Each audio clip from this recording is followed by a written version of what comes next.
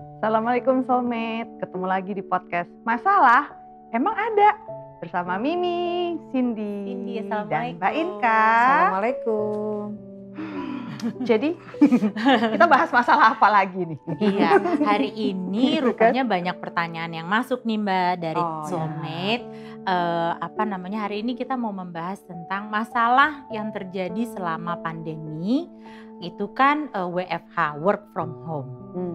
Nah, justru malah yang banyak terjadi di lapangan adalah banyak hubungan rumah tangga suami istri yang terjadi perceraian atau malah merenggang karena suami bekerja dari rumah seharian bertemu dengan sang istri, di situ justru malah melihat si suami banyak melihat ketidaksesuaian yang terjadi di istrinya, begitupun juga istrinya sebaliknya gitu. Jadi hal-hal tersebut rupanya banyak terjadi di lapangan selama masa pandemi. Ini udah ada satu pertanyaan masuk nih Mbak dari Soulmate Ana di Singapura. Jauh. Yes, jauh. Luar biasa, masalah emang ada sudah sampai Singapura. Oke, terima kasih ya Ana. Pertanyaannya gini Mbak.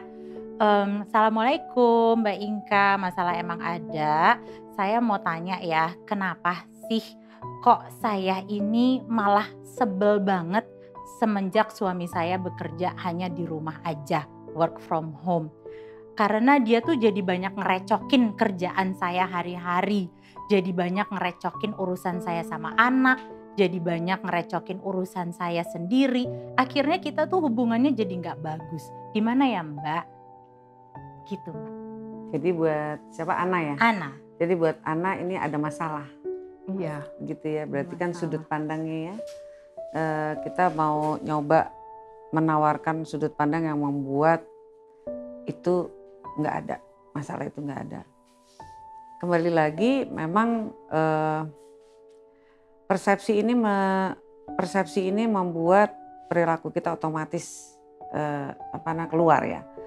Nah berarti buat si Ana ini harusnya buat dia, persepsinya dia, yang namanya suami itu di kantor, yang namanya suami itu nggak ribet, nggak ngerecokin. Berarti begitu dia ngerecokin atau nggak di kantor buat dia mengganggu. Iya. Ya gitu ya. Nah ini sebenarnya memang sudut pandang lingkungan.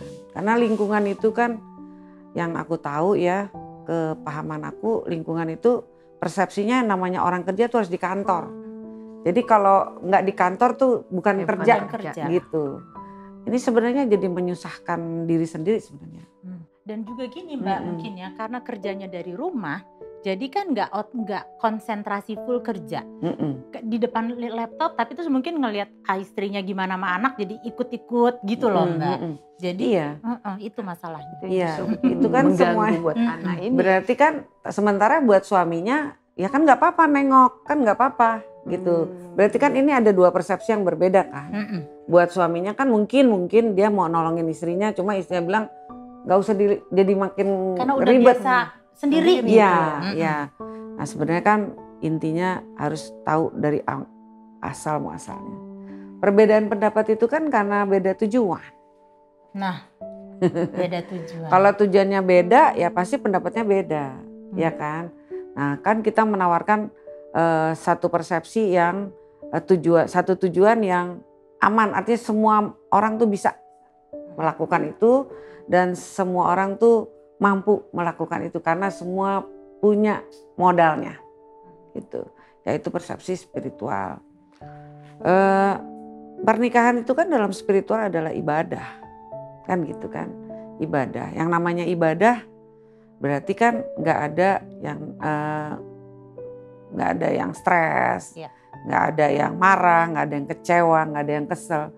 Ketika dalam pernikahan ada rasa itu, pada saat itu pernikahan itu sedang tidak dalam kondisi ibadah, ya kan? Iya. Nah, bagaimana caranya supaya itu bisa kembali ke on the track, pernikahan itu menjadi ibadah? Tentunya persepsinya harus dirubah menjadi dari sudut pandang spiritual, artinya dari sudut pandang Al-Quran gitu.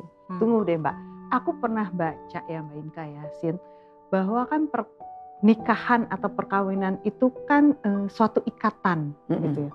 ikatan dalam perkawinan itu tuh lebih gimana sih Mbak? Maksudnya ikatan dalam perkawinan itu secara apakah spiritual iya, apakah kan mungkin kalau kita nih selama ini kan merasanya bahwa ya misalnya kita yang udah lama pacaran terus menikah, ya udah tuh jadi cuma mengesahkan si hubungan dari yang belum menikah. Ya karena cinta itu jadi satu pasangan yang sah itu kan secara agama lebih tepatnya kan. Nah sebenarnya perkawinan itu suatu ikatan itu tuh ikatan bagaimana sih Mbak? Maksudnya apakah nyambung dengan si sudut pandang spiritual ini dengan yang tadi Mbak bisa Inka bilang dengan tujuan ini gitu Mbak? Itu gimana tuh Mbak? Bisa nyambung, artinya pernikahan itu ikatan pernikahan itu yang diikatkan adalah ego. Artinya ego masing-masing suami istri itu memang harus nggak eksis gitu, nggak boleh. Yang si laki dan si perempuan ini nggak boleh. Ya, tapi kalau aku ngelihat ini sepertinya Mbak Ana sama suaminya ini saling lirik-lirikan tugas. Ini mengenai tugas, bukan di ego sebenarnya. Kan tugas suami kan ya, tugas suami itu kan mencari nafkah, melindungi anak istri dari api neraka, lalu tugas dia memberi rasa aman, rasa nyaman, gitu kan. Nah kalau tugas istri kan benteng keluarga, membuat rumah itu suasananya home sweet home, harus nyaman. Jadi artinya istri itu nggak boleh tuh merepet gitu, bikin rumah tangga jadi pusus, ribet gitu. Jadi suasana nggak home sweet home. Nggak menuntut, nggak ngomel melulu, itu tugasnya istri gitu. Lalu tugasnya istri itu juga memfasilitasi anak dan suami untuk memberi makan yang cukup gizi. Kalau nggak punya uang, berstrategi bagaimana caranya uang sekian bisa cukup gizi gitu. Itu tugasnya istri. Oh itu tugasnya istri. Jadi tugasnya istri itu di rumah gitu kan. Sebenarnya karir istri dalam Islam itu di rumah. Nah, suami itu memang keluar. Tapi kan dalam kondisi sekarang di dalam. Jadi work from home tadi. Harusnya setiap suami dan istri hanya melihat tugasnya aja. Tugas saya misalnya aku istri, tugas saya yang ngurusin suami sediain makan gini. Si suami juga tugasnya gitu. Tugas saya cuma kerja, memberi rasa aman, rasa tentram pada anak dan istri. Lalu dia mengajak dia untuk belajar agama karena akan diminta pertanggungjawaban sama Tuhan. Anak istri ini harus belajar agama supaya dia bisa taat gitu ya, supaya terhindar dari api neraka. Itu tugas suami itu ya? Tugas suami itu berat loh. Makanya Rasulullah kan bilang, kalau ada manusia yang harus sujud pada manusia lain, aku akan sujud pada seorang suami. Kenapa? Karena suami itu tugas berat. Apa yang membuat berat? Bukan mencari nafkahnya yang berat, tetapi mencegah, menghindarkan anak istri dari api neraka. Nah, jadi memang ada tugas suami itu untuk mengajak atau menganjurkan anak dan istrinya belajar agama agar bertambah ketaatannya, karena dia akan diminta pertanggungjawaban. Kalau seandainya kondisinya suaminya belum bisa memenuhi itu gimana, Mbak? Memenuhi apa? Belum bisa menjadi seperti yang tadi, menjalankan tugas seorang suami yang seperti itu. Makanya belajar. Gitu. Nah, simpel itu ya. Ya. Jadi si Mbak Ana sama istri suaminya ini ngeliatin tugas suaminya, tugas istrinya ditengokin, cuci piring apa gitu. Sementara istrinya nengok suaminya, lo kan harusnya nggak di sini, lo harusnya kan pergi, harusnya kan kerja, bukan ngurusin gue ini, gue jadi ribet nih. Padahal kalau semua dengan tugasnya masing-masing, begitu suaminya ngurusin urusan dia bilang, terima kasih dibantuin tugas saya. Justru begitu harusnya. Ya kan karena suaminya kan bantuin. Ya, kalau menyadari. Kan suami bantuin. Ya. Nah, suaminya juga gitu. Harusnya. Tapi juga ya Mbak, selain dari yang Mbak Ana ini, aku juga ingat ya kemarin pas spesialnya tuh khususnya pas awal-awal pandemi itu kan ya Mbak Inka. Itu juga banyak sih teman-teman yang curcol gitu bahwa karena kan si ibu-ibu ini nih, para istri itu kan kegiatannya kalau suami keluar ke kantor, mereka ya entar kumpul sama temen, ya ngopi bareng, arisan gitu kan ya. Terus tiba-tiba kan udah pandemi diem di rumah, ada suami lagi. Mereka aja istilahnya tuh udah cukup stres untuk tidak melakukan kegiatan-kegiatan yang seperti biasa mereka lakuin. Tiba-tiba ada satpamnya lagi. Nah itu tuh Mbak yang kebanyakan jadi Jadi makin stres Iya, ya, jadi berarti. rusing ya para istri ini. Kurang lebih istri sama. stres. Suami juga stres ngelihat si istri Menular yang lah ke si iya, suami. kan itu menginfluence ya Mbak jadinya ya. Ya padahal kan ngopi-ngopi nggak ada perintahnya. Suka-suka ya itu ya. Nggak ada perintahnya sebetulnya ya. ngopi-ngopi ya, nggak ada Arisan perintahnya. juga nggak ada ya Mbak. Perintahnya itu memfasilitasi anak dan Keluarga. suami untuk ketaatan mereka, untuk kebahagiaan mereka. Jadi memang kita begitu, yang nggak ada tugasnya dikerjain, yang memang tugasnya nggak dikerjain. Lupa Jadi ya. itu Lupa. masalah ya, itu yang menjadi Iya, masalah iya. rupanya ya. Dan kan yang penting kita tuh istri gitu ya, udah aja kerja ngurusin suami, masak apa segala macam.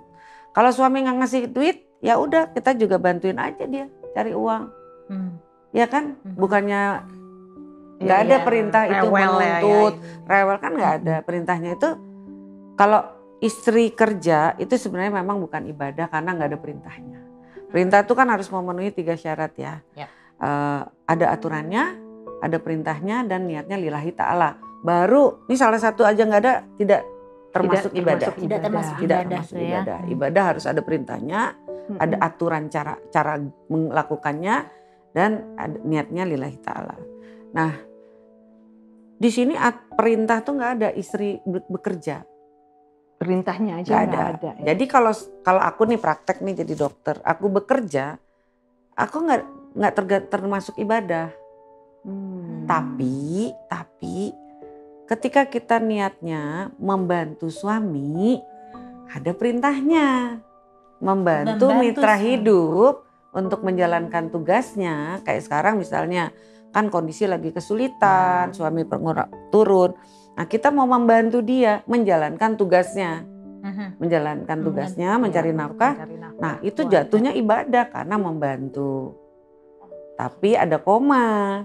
Ketika kita membantu, nah uangnya buat siapa? Nah, persepsi lingkungan, uang istri, uang suami, uang istri. Iya. Tapi ini akan jadi susah kita taatnya. Bukan salah, tapi sulit melaksanakan tidak merasa berkorban. Itu sulit si istri ya. Kalau suami nggak minder tuh sulit. Nah, tetapi bagaimana sudut pandang yang membuat ini kan kita jadi emang ada masalah kan gitu ya. Iya. Nah, sudut pandangnya adalah misalnya aku jualan, terus aku lagi jualan, misalnya jualan inilah ya bahan sembako.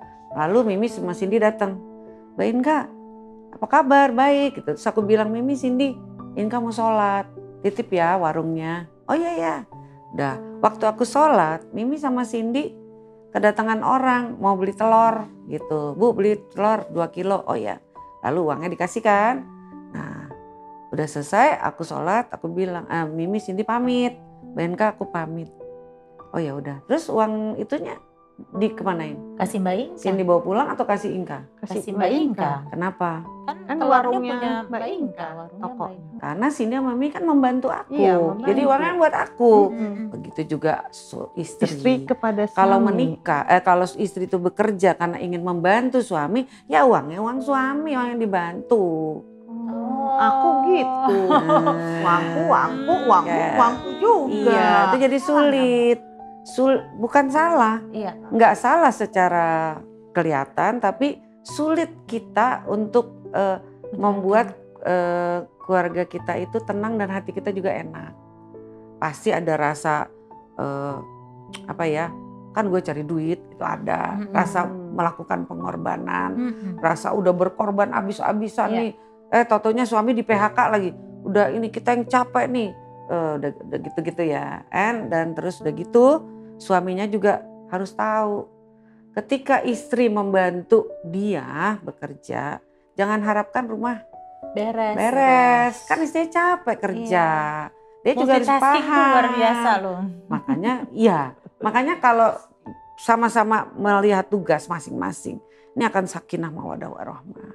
Jadi kalau itu kuncinya ya. Ya, jadi paham tugas sendiri-sendiri. Jadi kalau misalnya suami nih, istrinya capek pulang kerja, nggak gini, bikinin kopi dong. Kamu enak aja kerja di luar. Loh, dia sadar nggak sih istrinya bantuin dia? Gitu.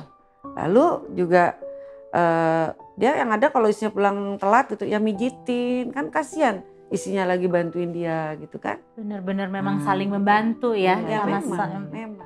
Mbak, tadi kan Mbak Inka sebut tuh apa sih samawa ya. Ya, Itu tuh sakinah. samawa itu tuh lebih gimana sih Mbak gitu kan, samawa yang aku tahu kayak misalkan kebanyakan misalnya orang mau nikah gitu kan, kita ngucapinnya kata ucapannya semoga samawa ya gitu. Tapi sebenarnya arti si samawa itu sendiri terkait dengan tugas dan yang tadi sharingan dari soulmate Ana juga gitu kan, bahwa ini kan sebenarnya kan dari sudut pandang dia tidak menjalankan tugas ya, saling melirik tugas. Bukan tidak menjalankan saling melirik tugas. Iya, saling melirik tugas gitu. Nah itu ada kaitannya nggak Mbak dengan si samawa dengan tugas dalam perkawinan ini Mbak? Samawa itu kan sakinah, tenang, mawadah, penuh cinta kasih, warohmah itu dirahmatin Allah. Jadi keluarga yang tenang, damai, tentram, penuh kasih sayang, penuh cinta, dan Allah merahmati.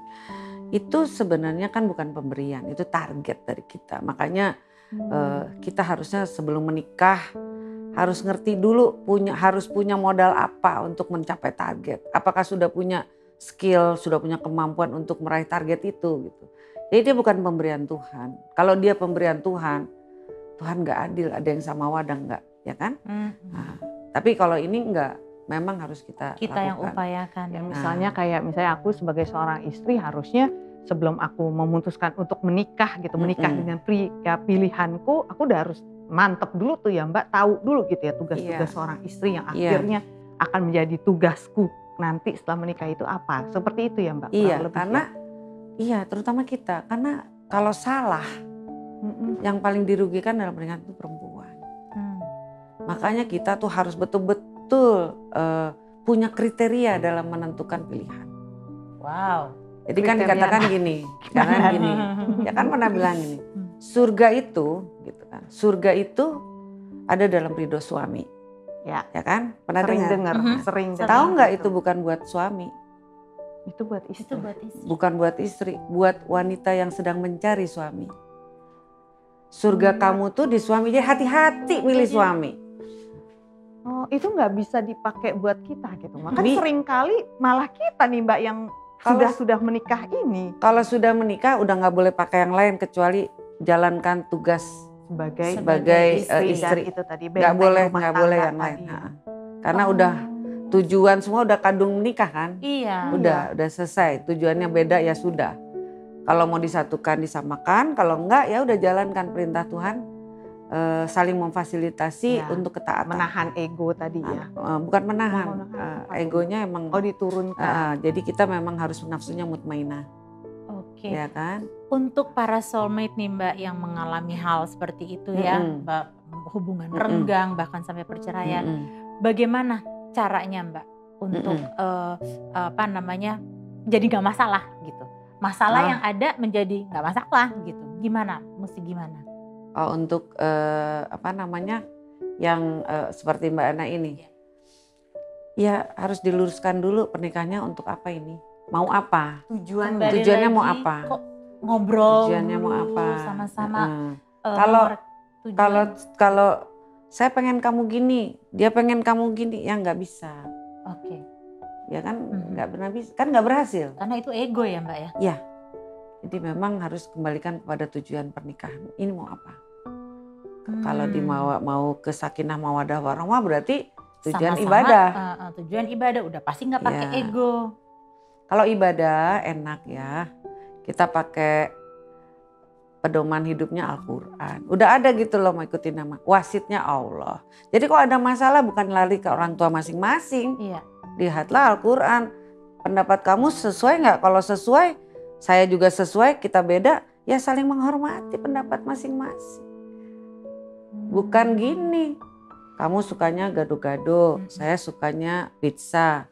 Hari ini kamu makan pizza, besok makan gado-gado, bukan. Ya sudah makan pizza, saya gado-gado. Yang nggak boleh itu memaksa dia suka pizza dan saya harus suka gado-gado.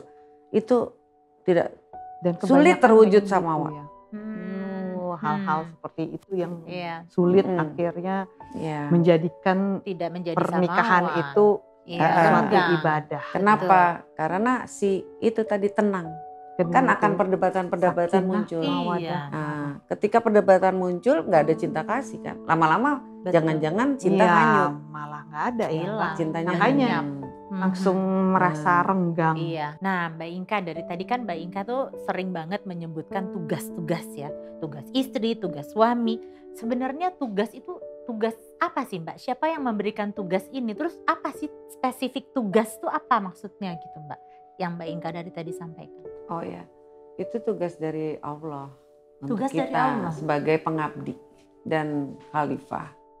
Nah memang ayat-ayat Al-Quran itu kan kontekstual, nggak bisa dipakai ke sana sini. Jadi memang tugas ini apapun persepsi kita atau tafsiran kita terhadap Al-Quran, semuanya harus menuju kepada satu, ketaatannya meningkat. Jadi kalau kita pakai ayat Al-Quran tapi ketaatan kita malah turun, berarti kita menjadikan Al-Quran itu pembenaran untuk kesalahan kita. Tapi kalau kita kan inginnya sikap hidup kita itu sesuai dengan Quran, jadi supaya lebih hidup ini lebih enak, selaras dengan kehendaknya dan bisa hidup ini bisa tetap bahagia gitu kan. Kan syarat itu kan ada di Al-Baqarah 38 kan. Kalau kamu ikuti petunjukku maka tidak ada rasa was-was, gelisah maupun bersedih hati. Jadi kita pakai sudut pandang itu. Jadi artinya ketaatan yang mana? Nah itu adalah tugas. Tugas istri. Ada tugas istri, ada tugas suami. Berarti kalau misalnya paham tugas ini dari Tuhan gitu Mbak ya, dari Allah, dan kita paham, si suami paham akan tugasnya, istri juga paham akan tugasnya gitu. Jadi sebenarnya kan fenomena sekarang kan juga banyak ya bapak-bapak kebalik nih. Kalau dulu kan harus bapak-bapak yang keluar rumah mencari nafkah gitu kan, ibu yang di rumah. Kalau sekarang kan aku juga punya banyak temen gitu yang justru bapak-bapaknya yang di rumah. Ya apa sih istilahnya? Tapi kerja? Apa nganggur? Work from home? Bukan, yang jadi dia yang jaga rumah lah, itu yang ngurus anak gitu. Walaupun ada kerjaan lah misalnya ya bisa sambil dikerjakan di rumah, tapi istrinya yang lebih aktif mencari nafkah kayak gitu. Tapi sebenarnya selama itu boleh nggak sih Mbak, selama itu disepakati pertukaran tugas itu nggak apa-apa tuh Mbak? Sebenarnya itu nanti jadi asal muasalnya akan ada perdebatan. Makanya Al-Quran tuh benar, jadi memang lebih baik orang yang begitu berarti nggak trust sama Al-Quran. Jadi dia berbeda kan. Sebenarnya boleh nggak kayak gitu? Boleh-boleh aja. Cuma harusnya itu hanya karena keterpepetan. Jadi istri bekerja itu hanya karena kepepet. Kalau begitu si suami sudah tidak bisa gitu. Kalau suaminya udah bisa ya harus ganti, dia emang tugasnya di dapur. Karena sesuainya begitu ya Mbak, sunatullahnya begitu ya. Iya memang hukumnya begitu. Keterpepetan itu gimana tuh Mbak? Memang si suami sudah berupaya untuk bekerja terus misalnya dia dipensiunkan atau memang dianggap oleh si pasangan ini bahwa si penghasilan suami tidak lebih besar dibanding kalau misalnya istrinya yang bekerja, cara pendidikan, skill, latar belakang segala macam, atau gimana tuh Mbak keterpepetan itu, ya itu gimana tuh Mbak yang sampai akhirnya nggak apa-apa gitu istilahnya berlaku itu kebalikan begitu ya. Ya itu namanya kepepet. Ketika suaminya ada ikhtiar nggak dapet pekerjaan atau nggak tidak mencukupi, ya bantu dong suaminya. Memang ada perintahnya bantu suami. Gitu. Tetapi istrinya juga harus paham kalau membantu bagi si istri nih. Kalau yang namanya membantu, uangnya buat yang dibantu. Itu satu. Ya. Lalu yang namanya membantu, ketika yang dibantu bilang sudah cukup, dia harus mau berhenti. Karena memang posisinya hanya membantu. Mereka itu ya. Nah kalau si suami, kalau memang dia nggak suka istrinya kerja, ya larang boleh. Istrinya nggak boleh kerja. Karena nggak ada perintahnya. Kalaupun dia kerja, dia nggak bisa bilang itu sebagai ibadah.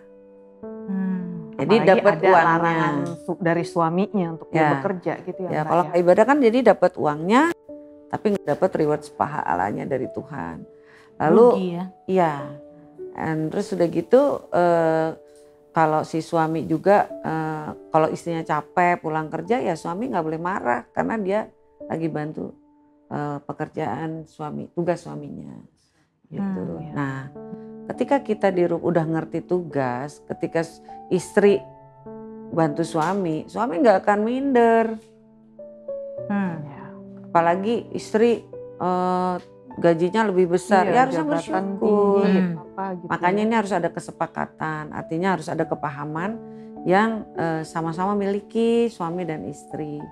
Kalau enggak, memang tunggu waktunya untuk time bomb gitu ya, time Mbak, bomb, ya? untuk ada perdebatan. Kalau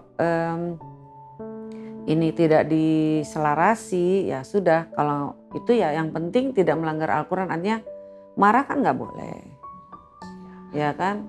Apapun kondisinya, situasinya tidak diperkenankan marah. Karena Rasulullah aja bilang kan, jangan marah. Iya.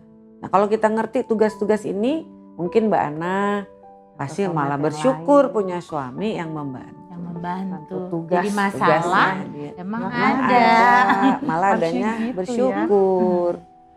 Gitu. Luar biasa ya emang ya. Soalnya kan kadang-kadang kita comel ya sama urusan orang gitu kan, ngelihat selama sudut pandangnya masih lingkungan, jadi salah kan. Jadi gitu. Ternyata masalah. ya, kan kita nggak tahu ya, siapa tahu benar-benar mereka sebenarnya sudah sadar tugas, terus ada kesepakatan itu, kita kan nggak tahu gitu kan. Yang kelihatan sama mata kita nih, aku orang luar gitu yang ngeliatin, enak banget sih laki lo, cuma bangun tidur, nganter anak sekolah gitu. Terus lo yang kerja tuh jabatannya tinggi gitu-gitu. Kan kayak gitu ya Mbak gitu. Kebanyakan tuh kayak mengkasihani teman-teman yang begitu. Iya. Jadi memang padahal belum tentu ya. Belum tentu. Kita nggak tahu ada perjanjian atau mungkin memang mereka sadar tugas, justru karena sadar tugas. Iya. Jadi begitu ya kondisinya ya. Memang kalau seperti itu kan harus ada diskusi ya antara mitra ya. Sulitnya juga begini, orang tuh punya pendapat yang namanya ikhtiar tuh harus keluar rumah. Padahal kan ikhtiar tuh ibadah. Jadi seharusnya poin besarnya itu adalah ibadah. Ibadah tuh memenuhi 3 syarat. Nah ketika PHK misalnya, kan ada suami yang aduh langsung gitu ya. Loh kan kita tinggal bilang, loh apa? Kan segala sesuatu kalau memenuhi syarat ibadah, bukan karena kerja aja. Misalnya nganterin istri ke kantor semata-mata memfasilitasi istri tunai sebagai ibadah. Nganterin anak sekolah tunai sebagai ibadah. Kan tetap nyari kerja kan Pak? Tetap ya udah. Itu semua sudah selesai. Kan nggak ada hubungan antara ikhtiar bekerja dengan uang. Ikhtiar ya. itu ibadah, uang rezeki dari Allah. Bonus jatuhnya Mbak. Dan uang rezeki dari Allah udah ditaker ya Mbak ya, udah diatur sama Allah ya. Iya, makanya kan kalau aku tuh suka ngobrol sama supir taksi, suka nanya. Terus aku bilang, oh iya ya benar ya supir taksi itu enak banget ya. Yang penting ikhtiar, nggak disuruh pulang bawa uang. Nah yang bikin stres kan persepsi itu adalah ibadah, bawa uang. Kerja itu harus pulang bawa harus uang. Ya gimana nggak stres, jadi masalah nggak punya uang. Padahal kan enggak, pada hari itu dia makan yang cukup, dia minum cukup, anaknya sehat, dia sehat. Cukup kan pada hari itu.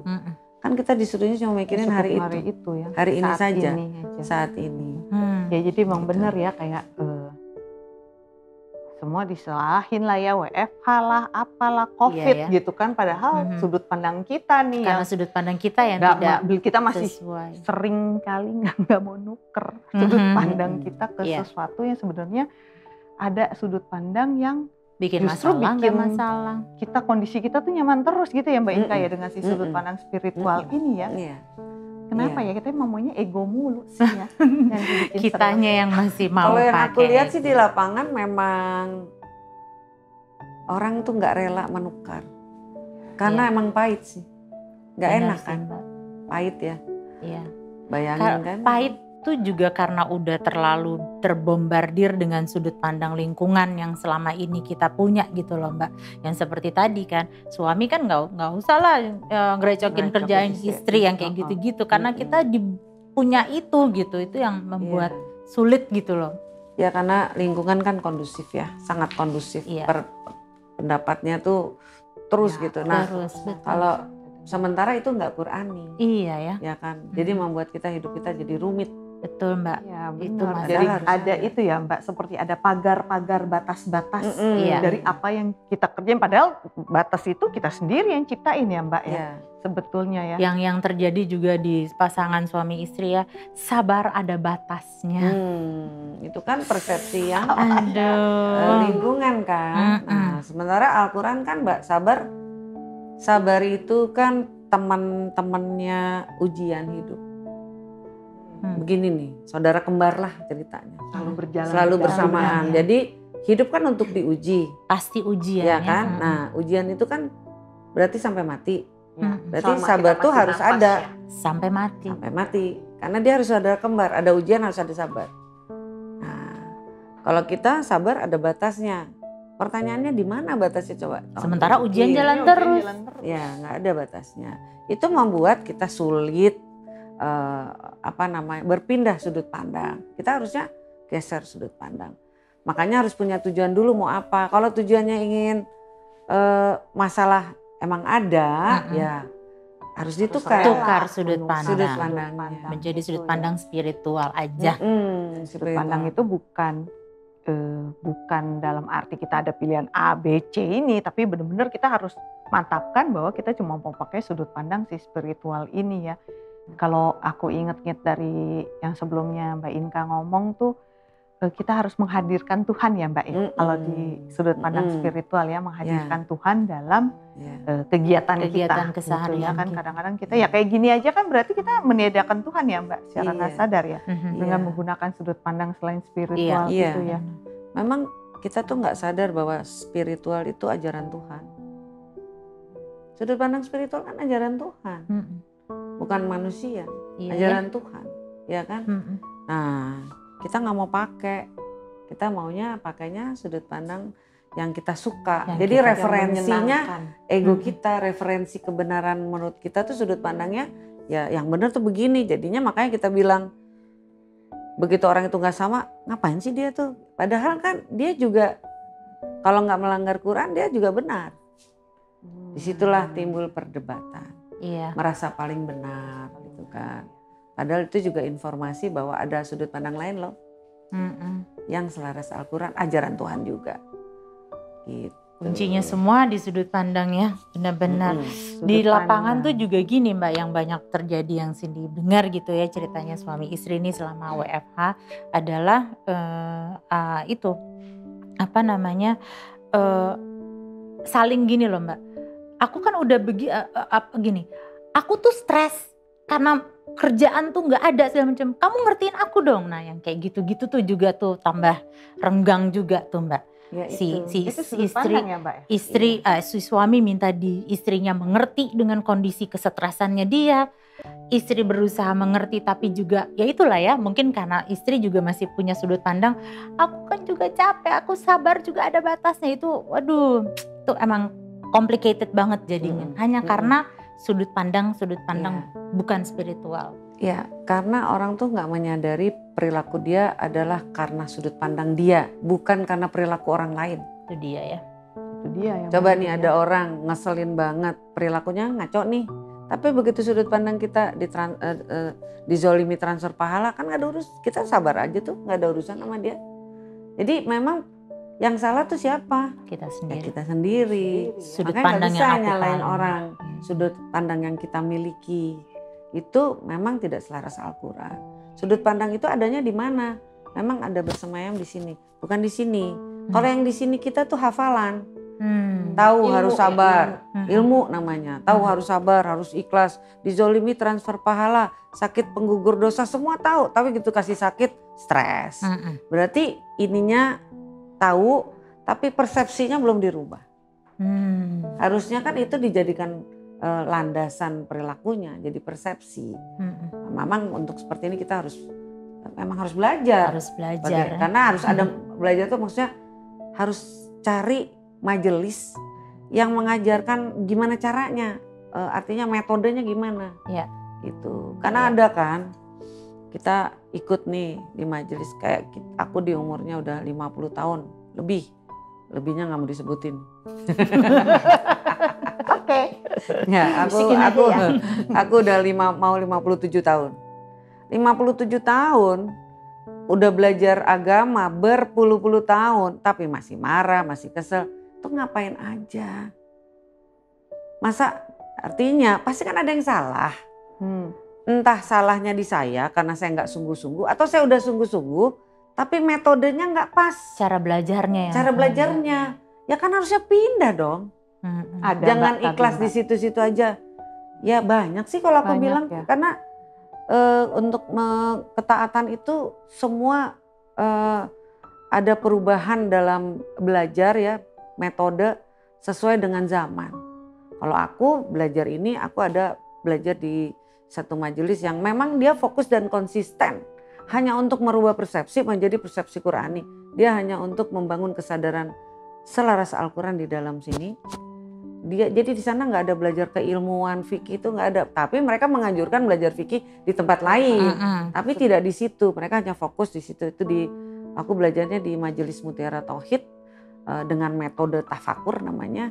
Nah itu di situ dia fokus dan konsisten bagaimana kita bisa meyakini janji-janji Tuhan itu sehingga kita bisa meraih tujuannya. Karena mereka visinya tuh dunia bahagia apapun kondisinya di akhirat masuk surga. Itulah masalah emang ada ya. Nggak ada masalah di situ. Emang makanya ada. nggak pernah di situ yang namanya curhat. Di sana nggak ada. Yang ada bagaimana caranya supaya kita bisa berperilaku selaras dengan kehendak Allah.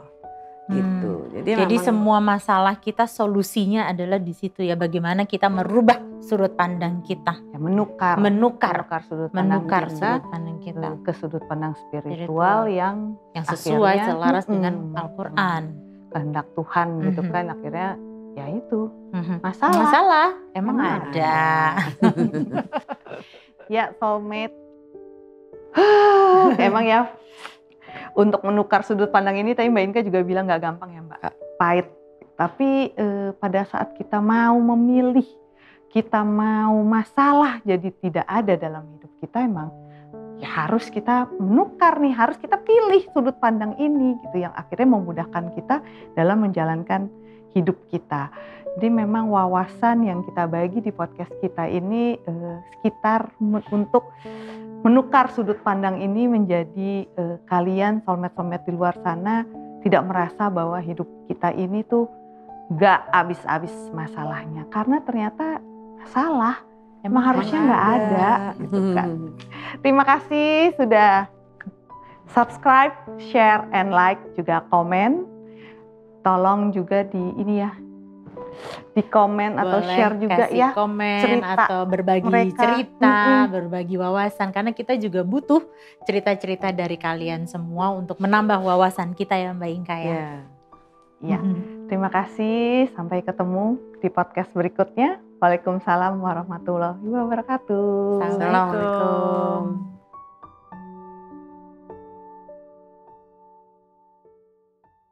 Jangan lupa untuk like, share, subscribe, and comment di link di bawah ini ya soulmate.